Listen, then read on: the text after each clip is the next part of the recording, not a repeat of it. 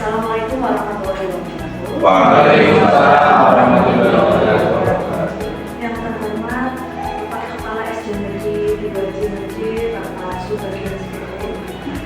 Yang saya hormati Bapak Ibu-Ibu serta karyawan SD Negeri 2 Cimahi. Dan tak lupa yang saya hormati pula Bapak Ibu wali murid SD Negeri 2 Cimahi. Puji syukur kehadiran Allah SWT yang telah memberikan rahmat serta hidayahnya sehingga pada siang hari ini kita dapat berkumpul di acara diseminasi model 1 calon guru. Sebelumnya izin nama saya Novi Rismawati untuk membacakan susunan acara pada siang hari. Untuk acara yang pertama yaitu pembukaan. Untuk acara yang kedua yaitu pengantar dari kepala sekolah. Acara yang ketiga penyampaian materi. Dan acara yang untuk acara yang pertama adalah pembukaan, marilah bersama-sama kita buka acara pada siang hari ini dengan bacaan basmalah bersama-sama. Bismillahirrahmanirrahim. Untuk acara yang kedua adalah pengantar dari kelas kepada Bapak Subagian Sekretari. Assalamualaikum warahmatullahi wabarakatuh. Waalaikumsalam warahmatullahi wabarakatuh. Bapak Ibu yang kami hormati, Ibu wali siswa yang kami hormati dan calon penggerak yang kami hormati. Pada kesempatan yang baik ini, marilah kita senantiasa sebagai insan dan beriman, marilah kita panjatkan diskusi kita dan Allah yang masa rahmat dan kebaikan kita, sehingga pada kesempatan pagi hari ini kita bisa berlibur di ruang rahmat. Yang kedua, sholawat dan salam menambah kesehatan juga dan dengan kita Nabi Muhammad yang senantiasa kita terus salawatkan. Bapak Ibu yang kami hormati, pada kesempatan diseminasi modul pertama calon penggerak pada kesempatan pagi hari ini, monggo untuk bisa kita ikuti bersama. Mudah-mudahan kegiatan ini dapat berjalan lancar, membawa manfaat bagi kita bersama, khususnya untuk ekspedisi 2 sehingga mudah-mudahan pelaksanaan diseminasi modul 1 ini sudah terlaksana dengan baik dan menghasilkan apa yang diharapkan. Mudah-mudahan calon guru penggerak dapat menyelesaikan tugas ini dengan baik sampai akhir nanti. Karena itu yang dapat kami sampaikan materi kita itu bersama. Kami akhiri. Wassalamualaikum warahmatullahi wabarakatuh. Waalaikumsalam warahmatullahi wabarakatuh. Terima kasih kepada Bapak Ibu. Selanjutnya untuk acara yang ketiga yaitu penyampaian kepada Ibu Sri. Terima kasih Ibu Novi. Assalamualaikum warahmatullahi wabarakatuh. Waalaikumsalam warahmatullahi wabarakatuh. Terhormat Bapak Kepala SD Negeri 2 Cimahi, Bapak Subagian Sekretari. Yang saya hormati Bapak Ibu guru dan karyawan SD 2 Cimahi dan yang saya hormati pula wali murid kelas 1 SD Negeri 2 Cimahi. Puji syukur marilah kita panjatkan kehadirat Allah Subhanahu wa Ta'ala atas rahmat-Nya yang begitu melimpah sehingga pada hari ini kita bisa berkumpul bersama dalam keadaan sehat dan bahagia. Sholawat dan salam marilah kita panjatkan atas kehadirat Allah Subhanahu wa Ta'ala dan pada junjungan Nabi Muhammad yang senantiasa kita dambakan syafaatnya di yaumil akhir. Amin ya rabbal alamin. Bapak Ibu yang kami hormati, sebelumnya saya mengucapkan terima kasih juga karena telah menyediakan waktunya sehingga saya bisa menyampaikan pemaparan untuk diseminasi calon guru penggerak di hari ini. Nah, di sini dalam rangka diseminasi ini adalah tujuannya untuk memaparkan hasil yang telah saya peroleh dalam pembelajaran modul 1. Dan ini adalah di modul 1.4. Baiklah, akan saya mulai nih Bapak Ibu saudara. Untuk yang pertama, adanya perubahan paradigma belajar di dalam kurikulum pendidikan kita, di mana kurikulum merdeka adalah paradigma baru dalam pendidikan yang bertujuan untuk menghadapi tantangan abad ke-21 yang menekankan pada pengembangan keterampilan seperti keterampilan berpikir kritis, kreativitas, kolaborasi, komunikasi, pemecahan masalah, dan literasi digital. Dan yang telah saya pelajari di modul 1.1 adalah tentang filosofi pendidikan Ki Hajar Dewantara.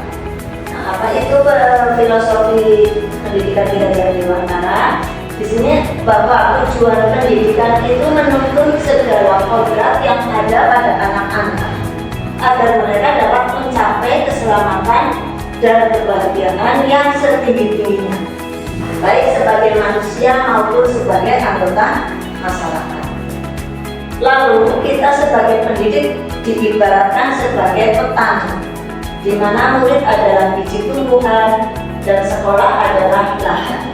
Jadi kita pendidik hanya tugasnya merawat anak-anak yang sudah memiliki bakat dari kecil. Kemudian kesimpulannya di sini adalah murid adalah sebuah kertas yang sudah terisi tulisan samar-samar. Kita sebagai guru hanya menebarkan saja. Jadi mereka itu sudah dari kodrat alam membawa tulisan yang samar-samar. Lalu yang kedua, murid adalah subjek pembelajaran. Sehingga dalam sebuah pembelajaran kita harus menjadi seorang pamong yang bisa menuntun mereka dan membimbing mereka sesuai dengan kodrat alam dan kodrat zaman. Kita membiarkan mereka berkembang sesuai dengan keunikan dan keistimewaan mereka sendiri. Janganlah kita memaksakan kehendak agar mereka berkembang sesuai dengan keinginan kita. Nah, itu yang harus kita pahami saat ini. Dan yang ketiga, sebagai pendidik kita harus bisa menumbuhkan budi pekerti dalam diri setiap anak didik dengan menjadi role model bagi mereka. Berarti kita harus bisa memberikan contoh atau teladan yang baik agar mereka meniru apa yang kita lakukan tanpa harus kita memaksakan mereka agar menjadi seperti kita. Lalu yang keempat, mengimplementasikan semboyan Ki Hajar Dewantara. Jadi sebagai seorang guru kita harus memiliki sifat ingat sosum brodo yang artinya di depan memberi contoh, ingat diomangun raso yang berarti di tengah membangkitkan semangat, dan tutuli handayani yang berarti di belakang memberikan dorongan dan arahan. Lalu di modul 1.2, di mana kita mempelajari sebagai nilai guru penggerak. Dan ada 5 nilai guru penggerak: berpihak pada murid, mandiri, inovatif, kolaboratif, dan reflektif. Tentunya ini sudah kami sampaikan di pendampingan ulama. Kemudian berpihak pada murid artinya kita para guru menyediakan kebutuhan pembelajaran bagi siswa. Lalu yang kedua, membebaskan murid berkembang sesuai dengan minat dan bakatnya sendiri. Ketiga, menuntut anak agar bisa tumbuh sesuai kodratnya. Dan keempat, menciptakan pembelajaran yang aktif dan menyenangkan. Mandiri artinya memiliki daya renting dan terpacu untuk memperhatikan kualitas kinerja dan hasil kerja dan meningkatkan kemampuan dan kualitas diri. Inovatif artinya menyusun pembelajaran baik secara online maupun di dalam praktek nyatanya, lalu menggunakan media pembelajaran yang kreatif.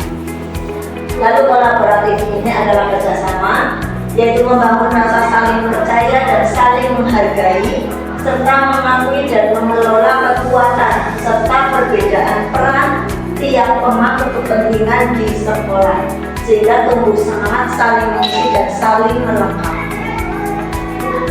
Di modul 1.3 tentang visi guru penggerak. Di sini sebagai seorang pendidik kita harus bisa mewujudkan anak-anak didik kita yang bisa mengimplementasikan profil pelajar Pancasila dalam kehidupan sehari-hari. Lalu untuk dapat mewujudkan itu semua dengan menerapkan paradigma inquiry apresiatif melalui tahapan baca. Kemudian untuk tahapan baca ini adalah dimulai dengan mengidentifikasi hal baik yang sudah dilakukan di sekolah. Jadi merumuskan baca itu bukan mencari kekurangan sekolah, tetapi hal baik yang di sekolah itu yang dimunculkan Bapak. Jadi kita tinggal membuat lebih kuat lagi. Baca itu artinya buat pertanyaan, ambil pelajaran, dari mimpi, jabatan rencana, dan atur eksekusi. Lalu visi saya kemarin yang sudah dibuat dari visi guru penggerak, mewujudkan generasi penerus bangsa yang berkembang sesuai dengan minat dan bakatnya masing-masing berlandaskan profil pelajar Pancasila. Nah, apa itu profil pelajar Pancasila? Bapak Ibu sudah semakin, yaitu beriman dan bertakwa kepada Tuhan yang Maha Esa dan berakhlak mulia, berpendidikan global, gotong royong, mandiri, bernalar kritis dan kreatif. Ini yang harus dimunculkan pada anak-anak kita semua. Lalu yang terakhir adalah modul 1.4 tentang budaya positif. Ini yang akan kami sampaikan, bahwa yang dimaksud budaya positif adalah perwujudan dari nilai-nilai dan keyakinan universal yang diterapkan di sekolah. Dalam menciptakan budaya positif di sekolah, guru perlu menerapkan berbagai nilai positif untuk menciptakan lingkungan yang nyaman untuk belajar. Nah, lingkungan yang nyaman itu seperti apa? Nah, di sini ada lingkaran di Bapak Ibu, bahwa sekolah yang kita cita-citakan itu berasal dari pembelajaran yang berpusat pada murid. Untuk pembelajaran yang berpusat pada murid itu maksudnya adalah bahwa selama ini kita kan dalam memberikan pelajaran itu sepihak dari guru. Biasanya guru yang selalu ceramah kepada murid. Ternyata itu kurang tepat. Jadi di sini harus ada kreativitas anak. Jadi kita hanya memancing anak untuk memunculkan kreativitasnya. Jadi tidak hanya saya atau guru hanya menerangkan pelajaran saja, itu tidak seperti itu. Lalu yang tadi lagi masih ada. Nah, kemudian pendidik juga harus reflektif, artinya juga bisa berbagi dan berkolaborasi. Kemudian kita sekolah yang aman, inklusif, dan melakukan kebinekaan. Nah, kesimpulannya, lingkungan yang aman dan nyaman berbasis disiplin positif di sekolah akan berdampak secara maksimal pada perkembangan dan pembentukan karakter peserta didik. Nah, kemudian di sini Bapak Ibu saya akan menyampaikan tentang disiplin positif. Jadi untuk memunculkan disiplin positif yang telah saya belajar itu ada beberapa teori kontrol. Nah, seseorang atau kita semua menurut William Glasser itu tidak akan bisa mengontrol orang lain. Kita hanya bisa mengontrol diri kita sendiri. Lalu semua perilaku pasti memiliki tujuan. Baik perilaku itu baik atau tidak pasti memiliki tujuan. Kemudian model belajar atau model berpikir adalah fenomena kolaborasi dan konsensus menciptakan pilihan-pilihan baru dan pengembangan komunitas berbasis aset atau kekuatan. Kemudian realitas atau kebutuhan kita berbeda nih Bapak Ibu. Lalu kita berusaha memahami pandangan orang lain tentang dunia. Setiap orang memiliki gambaran yang berbeda. Nah, itu yang harus kita pahami dulu. Kemudian di sini ada makna disiplin. Makna disiplin adalah belajar kontrol diri dengan menggali potensi diri kita sendiri agar tercapai tujuan yang mulia, yaitu menjadi seorang yang diri kita inginkan berdasarkan nilai-nilai diri yang kita hargai. Nah, di sini ada di dalam semua perilaku memiliki tujuan itu ada motivasinya di Bapak Ibu, ada dorongannya.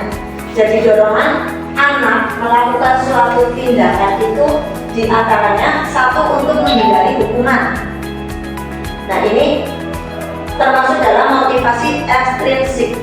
Yang kedua untuk mendapatkan imbalan. Tentunya Bapak Ibu juga sudah paham kita semua dalam melihat keadaan anak-anak. Menurut Bapak Ibu itu kebanyakan anak, perilaku anak untuk menghindari hukuman atau untuk mendapatkan imbalan. Mendapat imbalan. Kadang-kadang anak kalau sudah mendapatkan imbalan itu kan senang sekali. Nah, itu termasuk dalam motivasi intrinsik. Lalu motivasi itu tadi aktivitas yang intrinsik, yaitu untuk menghargai diri sendiri. Nah, untuk menghargai diri sendiri ini yang disebut nilai-nilai kebajikan universal.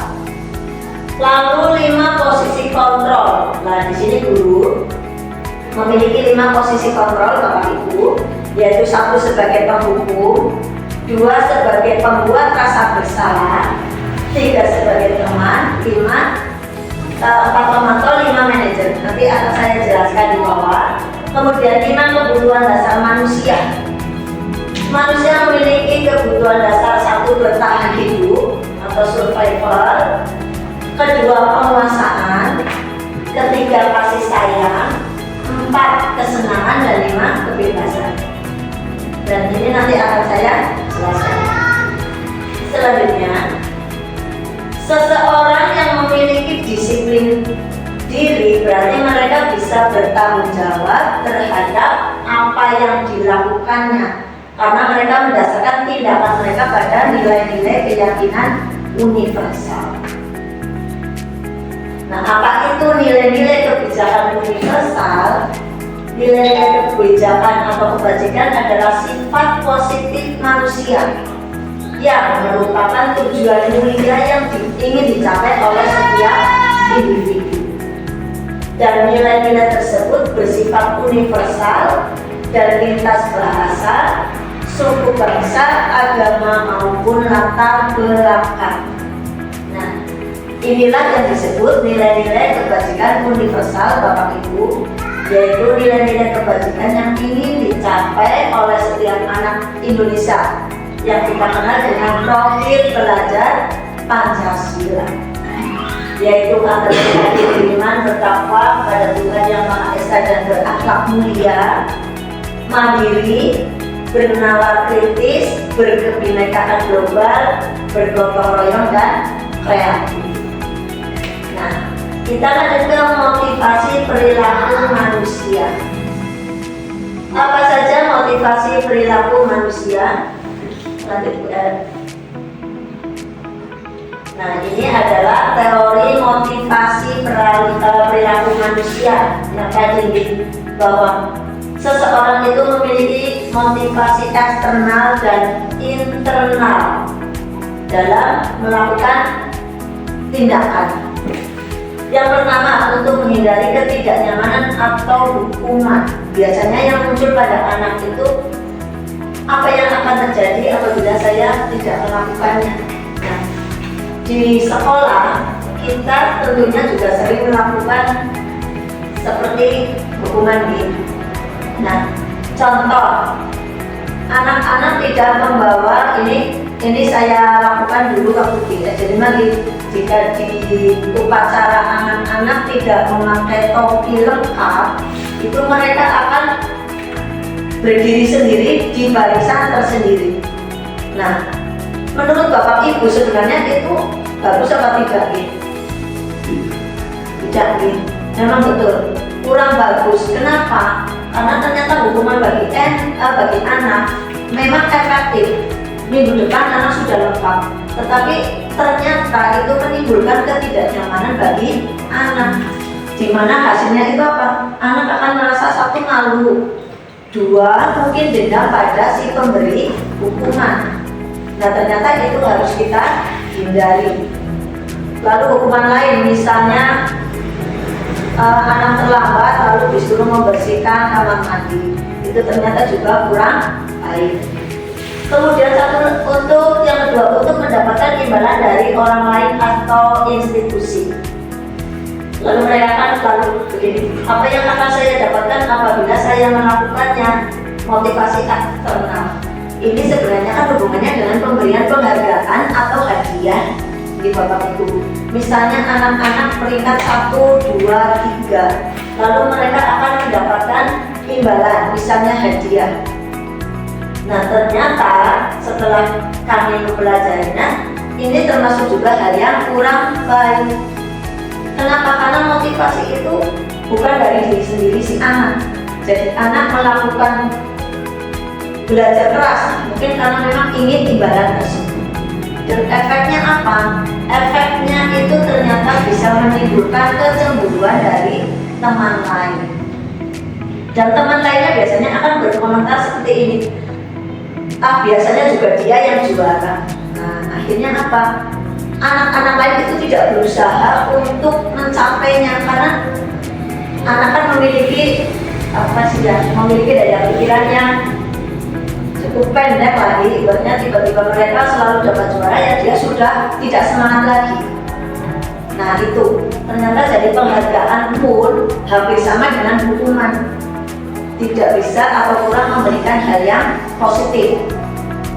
Nah, ini yang motivasi internal, inilah yang disebut sebagai tujuan disiplin positif, yaitu untuk menghargai diri sendiri. Saya akan menjadikan orang seperti apa bila saya melakukan semua itu. Jadi kalau sudah menghargai diri sendiri, maka anak itu akan melakukan dengan senang hati dan terus-menerus dengan kesadaran dari diri sendiri. Kemudian, nah ini Bapak Ibu yang kami pelajari kemarin juga, yaitu tentang hukuman, konsekuensi, dan restitusi. Nah, di dalam sekolah itu memang ada semacam hukuman, konsekuensi, dan restitusi. Lanjut Pak. Nah, hukuman itu apa? Hukuman bersifat tidak terencana, tiba-tiba atau mendadak. Nah, anak atau murid tidak tahu apa yang akan terjadi dan tidak dilibatkan. Hukuman bersifat satu arah dari pihak guru yang memberikan. Kemudian murid hanya menerima suatu hukuman tanpa melalui suatu kesepakatan atau pengarahan dari pihak guru, baik sebelum atau sesudahnya. Hukuman yang diberikan bisa berupa fisik maupun psikis, dan murid atau anak disakiti oleh suatu perbuatan atau kata-kata. Nah, ini adalah hukuman. Lalu yang disebut konsekuensi. Konsekuensi adalah sudah terencana atau sudah disepakati, sudah dibahas dan disetujui oleh murid dan guru. umumnya bentuk-bentuk konsekuensi dibuat oleh pihak guru atau sekolah dan murid sudah mengetahui sebelumnya konsekuensi yang akan diterima bila ada pelanggaran. Nah, ini berarti termasuk dalam pembuatan tata tertib. Yang ketiga, restitusi. Restitusi adalah proses menciptakan kondisi bagi murid untuk memperbaiki kesalahan mereka sehingga mereka bisa kembali pada kelompok mereka dengan karakter yang lebih kuat. Restitusi juga merupakan proses kolaboratif yang mengajarkan murid untuk mencari solusi untuk masalah mereka dan membantu murid berpikir tentang orang seperti apa yang mereka inginkan dan bagaimana mereka harus memperlakukan orang lain. Jadi kalau di sini menurut Bapak Ibu lebih baik mana antara hukuman, konsekuensi atau restitusi?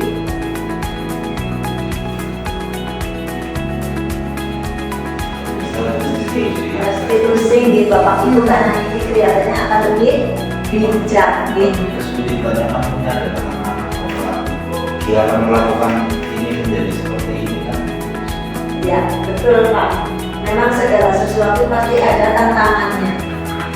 Nah, ini mungkin nanti menjadi menjadi PR buat kita semua bagaimana supaya kita bisa menjalankan restitusi dengan baik. Untuk menyadarkan anak yang memang masih termasuk anak SD itu memang apalagi kelas 1 nih. Saya saja menerapkan kata-kata belum begitu nalarkan anak-anak untuk memahami suatu kalimat. Nah, selanjutnya Bu Novi. Nah, inilah kalau kita melakukan hukuman, konsekuensi, dan restitusi, maka kalau kita melakukan hukuman itu termasuk dalam identitas gagal, di mana sesuatu yang menyakitkan harus terjadi. Misalnya anak ya tadi diberi hukuman berdiri di lapangan, atau kalau terlambat disuruh membersihkan halaman misalnya.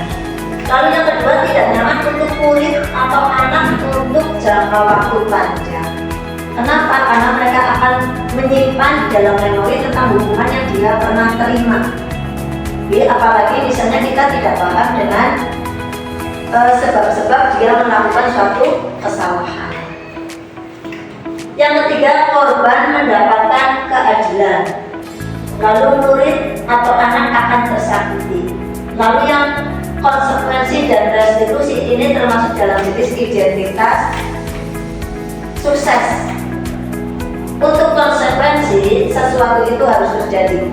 Contohnya, anak terlambat maka dia harus mendapatkan konsekuensi yang sudah disepakati bersama. Mungkin dengan cara seperti apa ya Bapak, misalnya anak terlambat, itu sudah ada aturan, jika terlambat kamu harus ke kantor untuk minta izin guru PN. Nah, itu kan konsekuensi. Lalu tidak nyaman untuk murid dalam waktu jangka pendek, hanya sebentar. Korban bisa diabaikan dan murid atau anak dibuat tidak nyaman. Nah, kalau restitusi itu merupakan pilihan. Jadi pada saat kita menyelesaikan masalah dengan restitusi, itu kita memberikan pilihan kepada anak untuk kembali kepada keyakinan keras yang dibuat. Lalu menguatkan untuk murid atau anak dalam jangka waktu yang panjang, karena restitusi itu sifatnya menyadarkan anak. Jadi bukan memaksakan anak melakukan sesuatu, tapi anak dibuat sadar dulu dengan perbuatannya. Lalu korban bisa mendapatkan ganti, murid atau anak mendapatkan penguatan.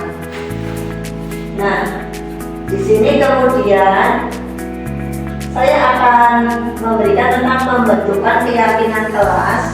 Jadi untuk saat ini kita selama ini membuat tata tertib sekolah di Bapak Ibu. Nah, sebenarnya siapa yang membuat tata tertib? Bersama sebenarnya nih. Nah, kadang-kadang tata tertib juga hanya dibuat oleh guru, langsung kita tempel dan anak hanya mengikuti sepihak. Yang harus kita lakukan saat ini ternyata adalah kesepakatan kelas atau keyakinan kelas. Lalu mengapa tidak peraturan saja? Mengapa harus keyakinan kelas? Nah, kalau peraturan juga hampir sama dengan tata tertib, dibuat oleh sepihak. Kalau keyakinan kelas harus bersama-sama secara kerjasama antara murid dan guru.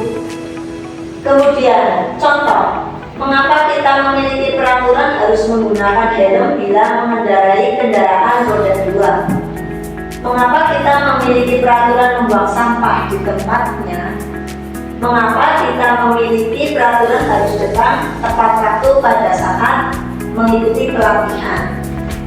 Nah, untuk mendukung motivasi intrinsik tadi, yaitu motivasi yang datang dari diri sendiri, atau kembali ke nilai-nilai keyakinan-keyakinan, itu karena akan lebih menggerakkan seseorang dibandingkan mengikuti serangkaian peraturan. Ini jadi perbedaannya antara peraturan dan keyakinan kelas. Kalau peraturan itu sifatnya seorang anak akan melakukan peraturan itu, takut melanggar peraturan itu karena takut pada hubungan. Tetapi kalau keyakinan itu karena sudah dari dalam hati, maka anak akan merasa bahwa saya secara sadar melakukan itu sendiri. Nah, itu Bapak Ibu. Kemudian lanjut. Nah, untuk pembentukan keyakinan kelas, apakah Bapak Ibu sudah membuat kesepakatan kelas di kelas masing-masing? Sudah. Berarti ini tidak perlu disampaikan tentang pembentukan keyakinan kelas. Lanjut, Mbak. Nah, ini contoh kesepakatan kelas yang bisa kita lakukan, dan Bapak Ibu saya yakin juga sudah membuatnya, yang ditempel di kelas. Jadi datang tepat waktu, mengucapkan salam, menjaga kebersihan. Nah, itu dalam tertiban dan sebagainya. Sampai di sini barangkali ada yang mau kita saring, Bapak Ibu, atau dilanjut dulu? Dilanjut, oke. Kita akan belajar tentang kebutuhan dasar manusia. Nah, ini yang mendasari perilaku anak juga. Ada 5 kebutuhan dasar manusia, yaitu kasih sayang dan rasa diterima. Contohnya, jika seorang anak melakukan suatu dengan pelanggaran di sekolah, anak menangis, misalnya menangis mencari orang tua, ini hubungannya dengan anak kelas 1 yang saya contoh. Nah, sebenarnya mungkin dia sedang membutuhkan rasa kasih sayang dan rasa diterima. Lalu penguasaan, kalau penguasaan ini hubungannya dengan seorang anak misalnya sudah dia tadinya kurang kelihatan bakatnya, dia pendiam, lalu terlihat tidak bersama teman-teman, kemudian ternyata suatu saat muncul bakatnya dan kemudian dia menjadi seorang yang juara. Nah, di sini muncul dia sudah tidak minder, percaya diri. Nah, itu masuk di dalam penguasaan, bahwa anak itu butuh merasa bahwa dia menguasai suatu hal tertentu. Lalu kesenangan, misalnya anak-anak bermain terus-menerus. Lalu kalau ditanya, dia akan merasa senang jika tidak belajar, dia tidak suka di kelas, lebih baik di luar. Nah, itu berarti masuk ke kesenangan. Lalu kebebasan, di sini anak-anak merasa bebas di dalam melakukan sesuatu. Dan yang kelima, bertahan hidup. Bertahan hidup tentunya kita semua juga sama nih Bapak Ibu. Kemudian lanjut ke 5, posisi kontrol, yaitu, nah ini Bapak Ibu contoh dari beberapa posisi kontrol. Yang pertama, penghukum. Apakah Bapak Ibu pernah menjadi seorang penghukum? Atau orang tua juga? selalu sama. Sering. Nah, penghukum itu biasanya akan berbicara dengan nada suara tinggi, bahasa tubuh, mata melotot dan jari menunjuk-nunjuk atau menghadap. Pernah? Borong. Ibu Fabi ya. Tapi kalau seperti ini mungkin tidak pernah. Terlambat lagi, pasti terlambat lagi. Selalu datang terlambat. Kapan bisa datang tepat waktu? Tidak pernah datang. Paling bicara habis saja. Kurang bu. Papan tulis itu timur Itu penghitung. Ternyata hasilnya apa? Hasilnya kemungkinan murid marah. Anak akan marah dan mendendam atau bersifat agresif. Bisa jadi sesudah kembali duduk, murid tersebut akan mencoret-coret bukunya atau meja tulisnya. Lebih buruk lagi sepulang sekolah, murid melihat motor atau mobil bapak ibu guru dan akan menggores kendaraan tersebut karena dendam. Nah, ini sifat penghukum. Lalu yang kedua, pembuat merasa bersalah. Kalau ini pernah nggak bapak ibu? pernah. Pernah? Berapa kali? Nah, ya. Pembuat merasa bersalah itu membuat anak merasa bersalah, biasanya dengan nada suara memelas, halus, sedih, bahasa tubuh merapat pada anak dan lesu. Kita seolah ingin dia itu bersalah dengan perbuatannya. Orang tua juga pasti sering. Contohnya, adik, kamu ini bagaimana ya? Kamu sudah berjanji dengan ibu tidak akan terlambat lagi. Kamu kenapa ya senang sekali mengecewakan ibu? Ibu benar-benar kecewa sekali. Itu contoh kalimatnya. Hasilnya apa? Murid akan merasa bersalah. Bersalah telah mengecewakan ibu atau bapak gurunya. Murid akan merasa menjadi orang yang gagal dan tidak sanggup membahagiakan orang lain. Itu yang kedua. Yang ketiga adalah kita sebagai teman.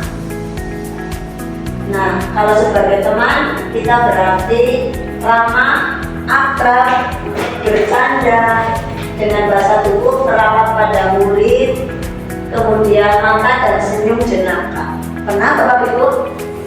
Pernah. Pernah sih. Karena kita memang kalau nggak bisa jadi teman ya anak-anak jadi tidak dekat dengan kita. Contohnya, Aji, ayolah bagaimana sih kamu? Kemarin kamu sudah janji ke Bapak bukan? Kenapa terlambat lagi? Ya sudah, tidak apa-apa, duduk di sana. Nanti Pak Guru bantu kamu ini. Nah, sambil senyum-senyum. Pokoknya kita seperti sahabat, teman kepada murid tersebut. Hasilnya apa? Murid akan merasa senang dan akrab dengan guru. Nah, ini termasuk dampak yang positif sebenarnya Bapak Ibu. Hanya saja di sisi negatif murid menjadi tergantung pada guru tersebut. Dia akan sering kadang terlalu dekat juga nanti akan membuat kayak manja nih Bapak Ibu. Nah, ini yang keempat, pemantau. Pemantau itu sifatnya biasanya berbicara dengan nada suara datar, bahasa tubuh yang formal. Contohnya, Adik, tahukah kamu jam berapa kita memulai? Tahu Pak, kamu terlambat 15 menit. Apakah kamu sudah mengerti konsekuensi yang harus dilakukan bila terlambat? Paham Pak, saya harus tinggal kelas pada jam istirahat nanti dan mengerjakan tugas ketertinggalan saya. Pak gurunya, ya benar, nanti pada saat jam istirahat kamu harus tinggal di kelas untuk menyelesaikan tugas yang tertinggal tadi. Saya tunggu ya.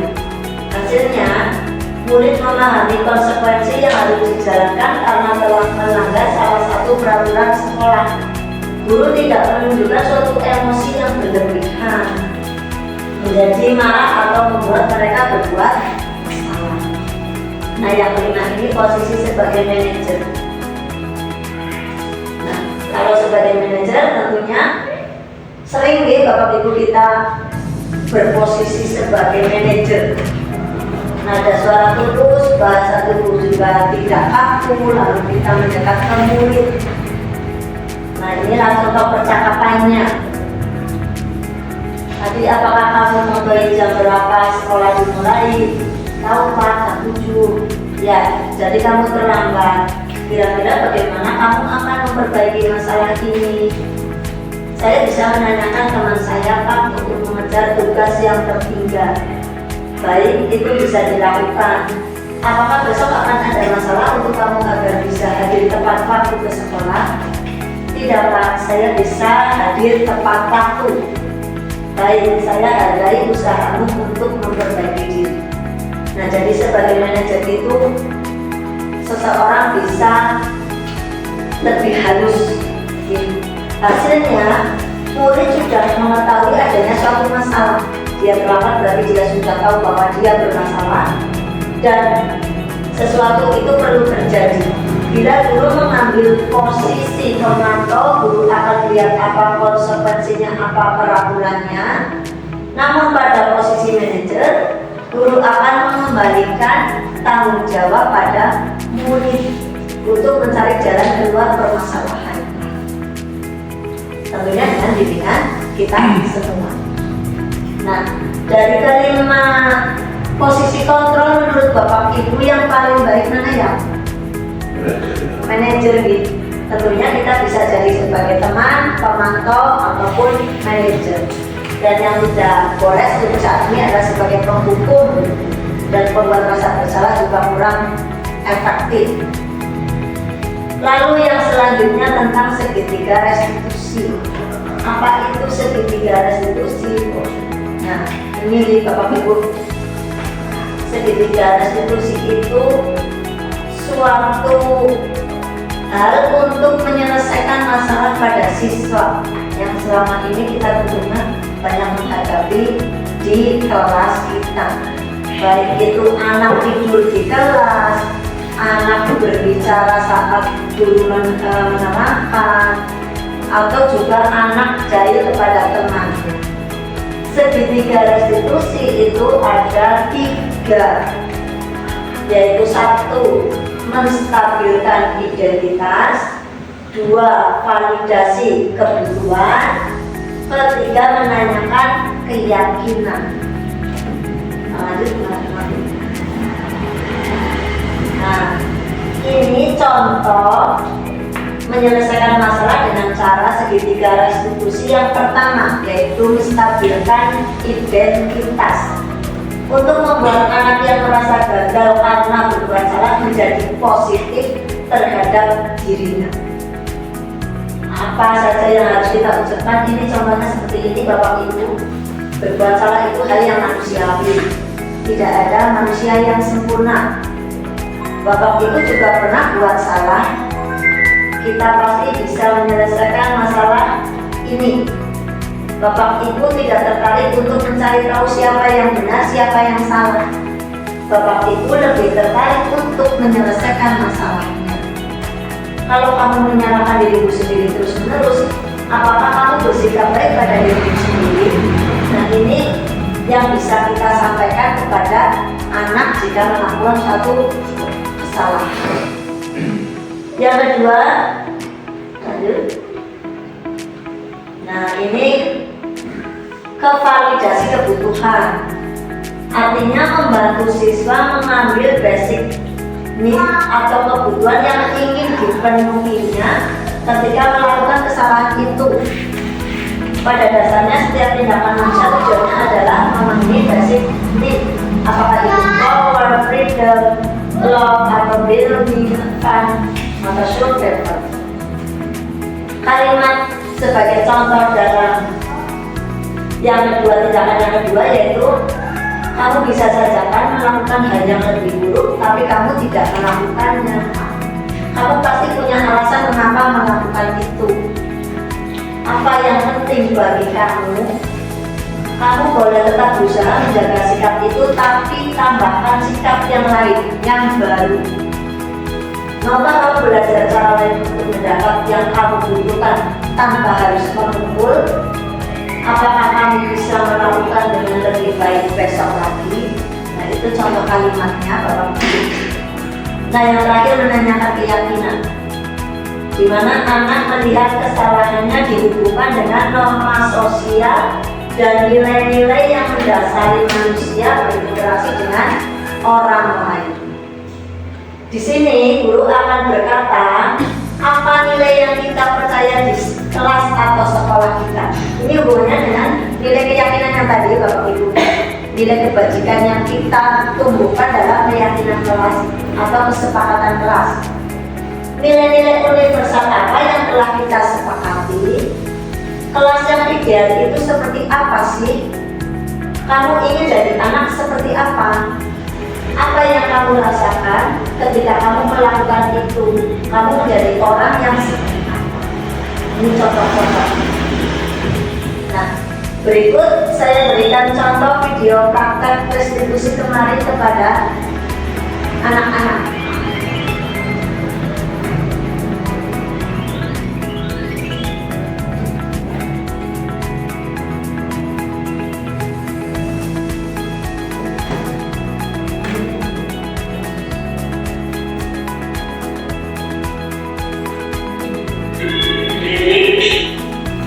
Ini Bapak Ibu, ini saya kemarin kan membuat skenario penyelesaian masalah. Nah, masalah yang saya munculkan adalah Mbak Evril itu membuang sampah sembarangan di halaman. Kemudian anak itu saya panggil, ini hanya skenario gitu Bapak Ibu, bukan benar-benar. Jadi karena saya harus membuat yang sesuai dengan segitiga restitusi, di mana ada 3 tadi, yaitu apa saja nih Bapak Ibu masih ingat? Stabilkan identitas. Kedua, validasi yang salah. Ketiga, menanyakan keyakinan. Nah, ini adalah contoh videonya, nomor 26 video. Nah, tadi Ibu dengar dari ketua kelas bahwa kamu habis bertengkar ya sama Dani. Ya Bu, habis kesel sih. Kenapa kesel? Dani terus menerus mencontek hasil pekerjaan saya. Oh begitu.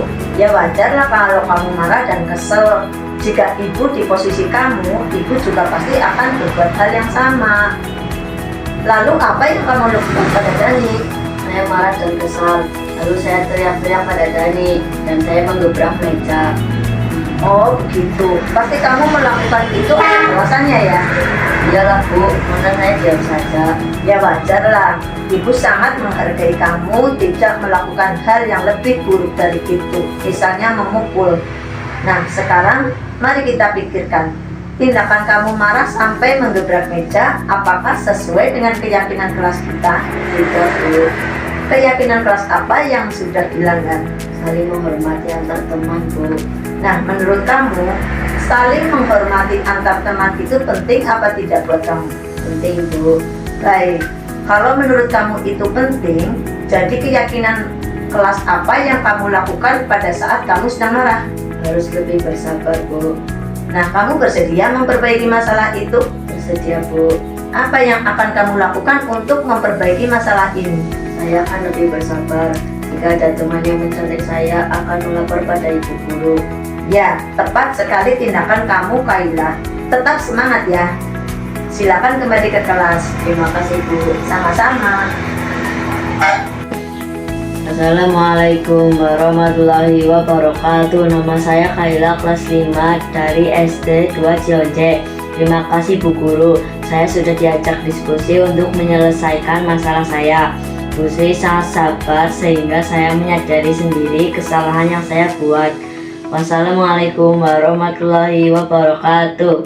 Kasus yang kedua itu anak marah-marah kepada temannya karena suka mencontek.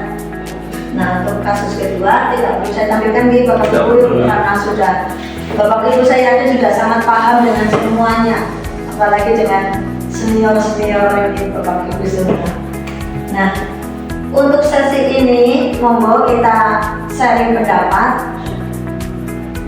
Mungkin ada masukan atau ada kritikan tambahan, itu kami persilakan Bapak Ibu.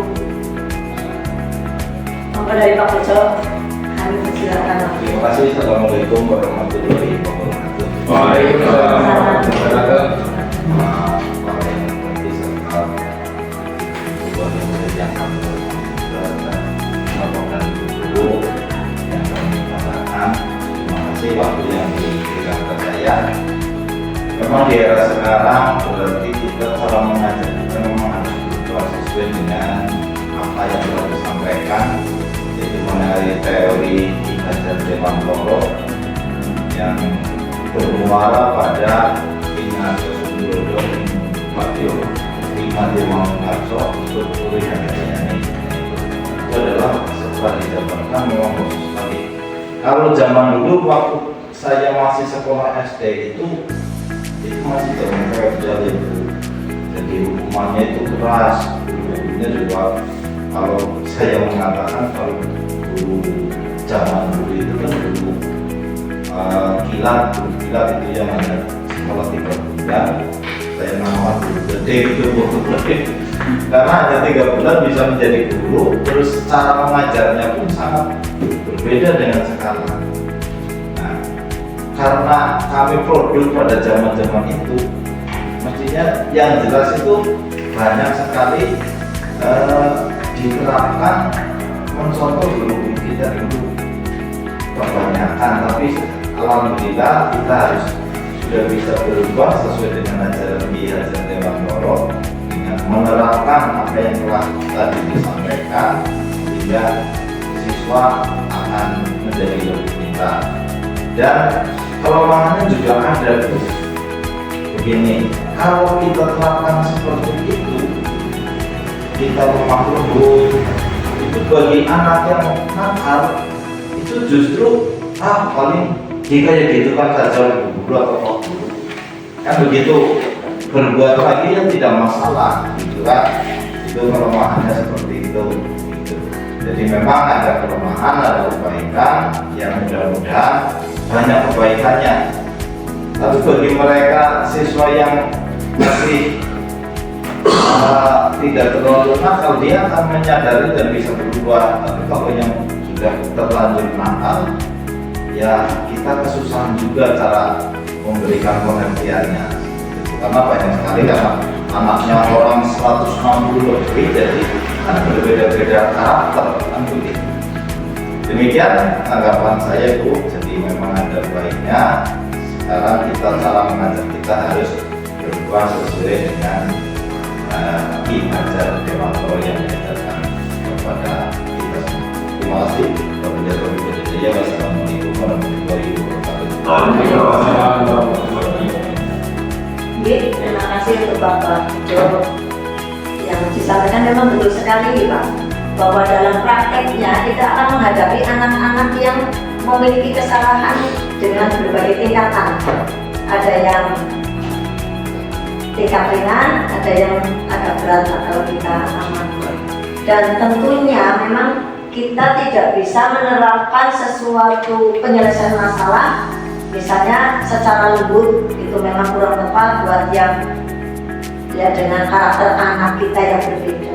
Itu betul sekali. Jadi nanti kita mungkin sesuai dengan keadaan atau kondisi, dimana yang penting bagi kita adalah kita sudah menjalankan pembelajaran yang berpihak pada murid dan apa yang seperti disampaikan oleh Ki Hajar Dewantara. Monggo yang lain mungkin untuk menanggapi Pak Pujo atau yang tadi, atau menambahkan dan menguatkan Pak Supri. Cukup. Atau ibu-ibu, Bunda Siti, Bu Talita. Bagaimana ini kira-kira sudah cukup? Baiklah, baik, terima kasih Bapak Ibu Setoyo. Jadi saya mengucapkan terima kasih sekali atas kehadiran Bapak Ibu tadi. Kemudian saya juga mohon maaf jika dalam pemaparannya kurang jelas atau mungkin ada kata-kata yang menyinggung Bapak Ibu semua. Dan di sini saya juga sifatnya belajar bersama nih Bapak Ibu, tidak untuk menggurui dan sebagainya. Saya mohon maaf sekali lagi dan terima kasih. Assalamualaikum warahmatullahi wabarakatuh. Waalaikumsalam warahmatullahi wabarakatuh. Terima kasih Ibu Sri atas paparannya. Alhamdulillah untuk acara pada hari ini dari acara 1 sampai 4 sudah kita laksanakan. Untuk menutup kegiatan pada siang hari ini, marilah kita tutup dengan bacaan hamdalah bersama. Alhamdulillahirabbil alamin.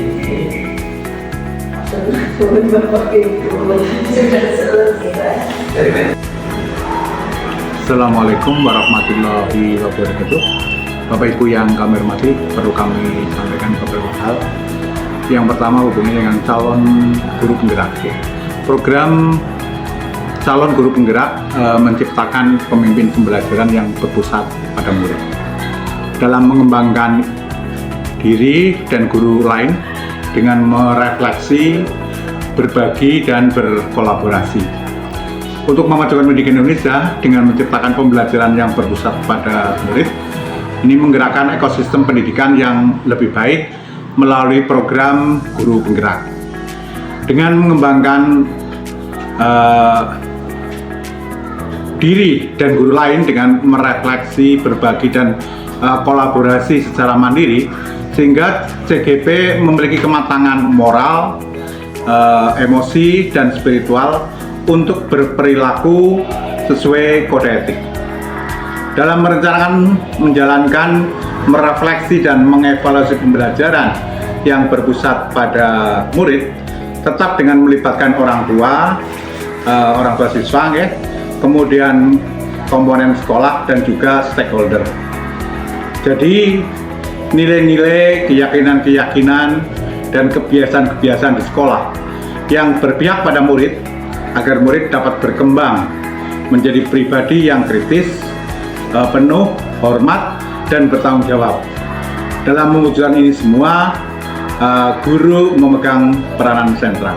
Saya kira itu hal yang penting yang bisa dilaksanakan oleh CGP. Demikian, terima kasih. Wassalamualaikum warahmatullahi wabarakatuh. Assalamualaikum warahmatullahi wabarakatuh. Nama saya Deddy Suprasoyo. Mengucapkan terima kasih kepada Bu Sri yang telah memaparkan tentang budaya positif. Hal tersebut memberikan suatu pemahaman kepada saya tentang budaya positif dan penyelesaian masalah siswa dengan segitiga restitusi, dan posisi kontrol guru sebaiknya sebagai manajer. Semoga kami bisa berkolaborasi dalam menciptakan budaya positif di SD Negeri 2 Jonje. Terima kasih. Wassalamualaikum warahmatullahi wabarakatuh. Assalamualaikum warahmatullahi wabarakatuh. Saya Novi Rismawati, guru kelas 5 SD Negeri 2 Jonje, mengucapkan terima kasih banyak kepada Ibu Sri Suharyati yang telah memaparkan materi mengenai diseminasi budaya positif. Berkat paparan dari Ibu Sri Suharyati, kami sebagai guru jadi lebih memahami bahwa budaya positif sangatlah penting untuk kita terapkan di lingkungan sekolah, karena kita perlu mengembangkan anak-anak yang memiliki karakter yang lebih kuat lagi sesuai dengan profil belajar Pancasila. Budaya positif ini sangat perlu kita terapkan di lingkungan sekolah, seperti filosofi dari Ki Hajar Dewantara bahwa pembelajaran itu harus berpusat pada murid. Melalui paparan kemarin, kita dapat merangkum beberapa materi yang ada di dalam budaya positif, yaitu yang pertama adalah restitusi, yang kedua adalah keyakinan kelas, yang ketiga adalah kebutuhan dasar manusia, yang keempat adalah posisi kontrol guru, dan yang kelima adalah segitiga restitusi, di mana kita dapat membantu anak menyelesaikan masalah melalui 3 fase yang ada di segitiga restitusi. Yang pertama adalah menstabilkan identitas, yang kedua adalah validasi tindakan yang salah, dan yang ketiga adalah menanyakan keyakinan kelas. Begitu yang dapat saya sampaikan. Terima kasih banyak. Wabillahi taufiq wal hidayah. Wassalamualaikum warahmatullahi wabarakatuh.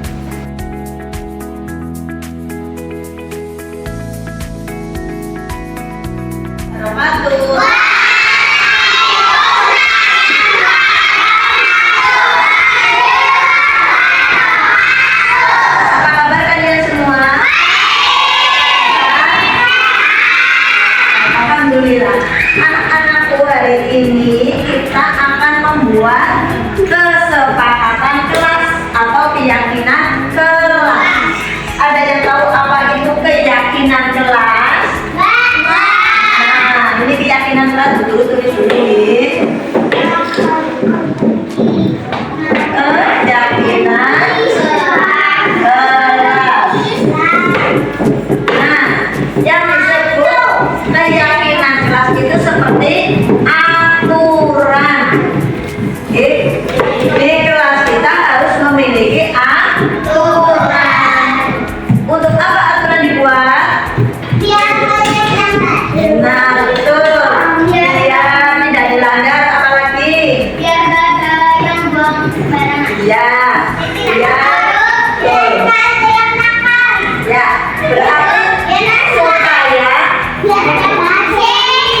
ya, biar kelas kita bersih dan rapi, betul. Nah, supaya kita sepakati kan terlalu banyak keyakinan kelasnya, jadi kita pilih beberapa dari yang Bu Guru tulis nih.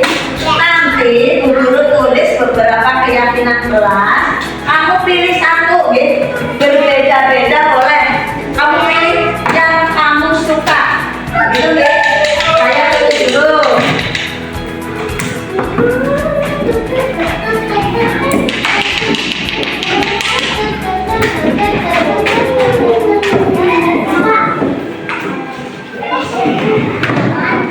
Tulisannya kelihatan?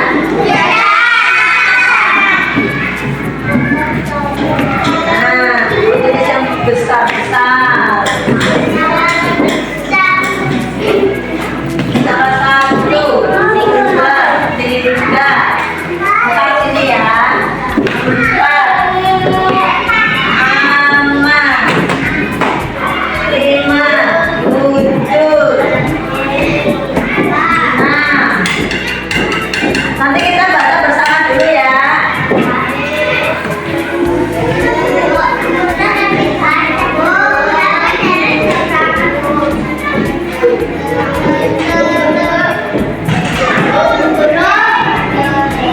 Nah, sudah. Kita baca dulu satu per satu. Nomor satu apa coba?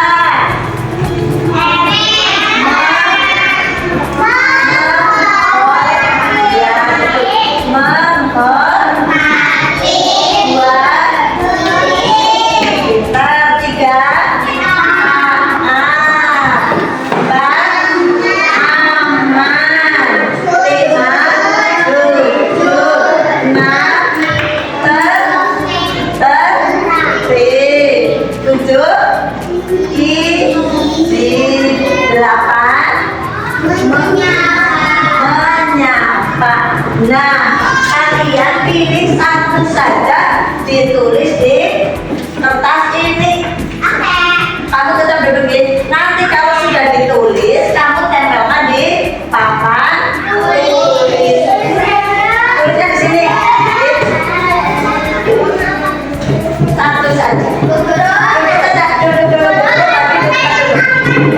Ya, Bu Guru lagi di tempat duduk, jangan duduk satu-satu.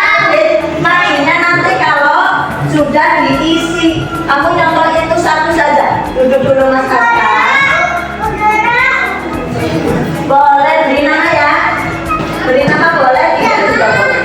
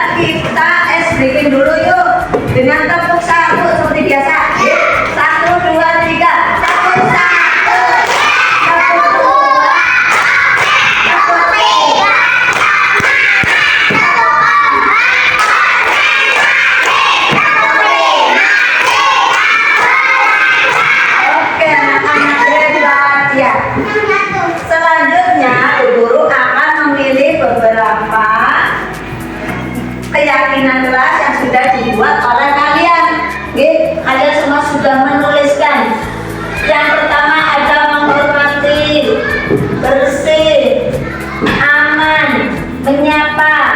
Nah, kira-kira yang tidak ditulis adalah semua ditulis nih. Jadi ini ada 8 keyakinan kelas.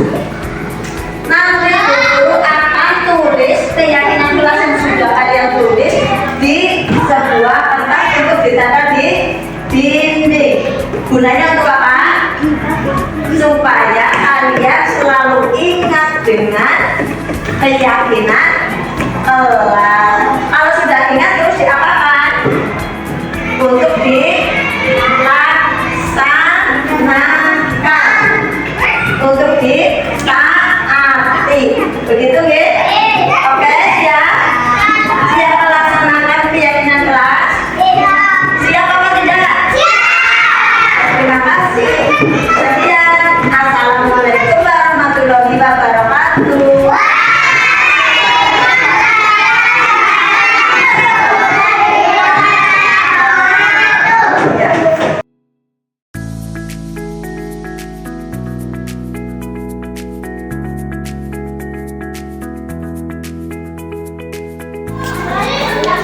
Bagaimana perasaan Mas Gatan saat membuat keyakinan kelas?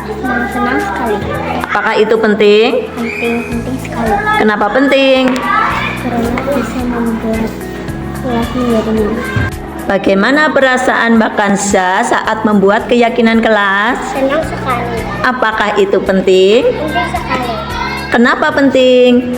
Karena buat kelas biar nyaman. Oke, terima kasih Mbak Kansa. Ya. Bagaimana perasaan Mbak Naira saat membuat keyakinan kelas? Senang hati. Apakah itu penting? Kenapa penting? Karena biar kelas biar tertib. Ya, oke, makasih.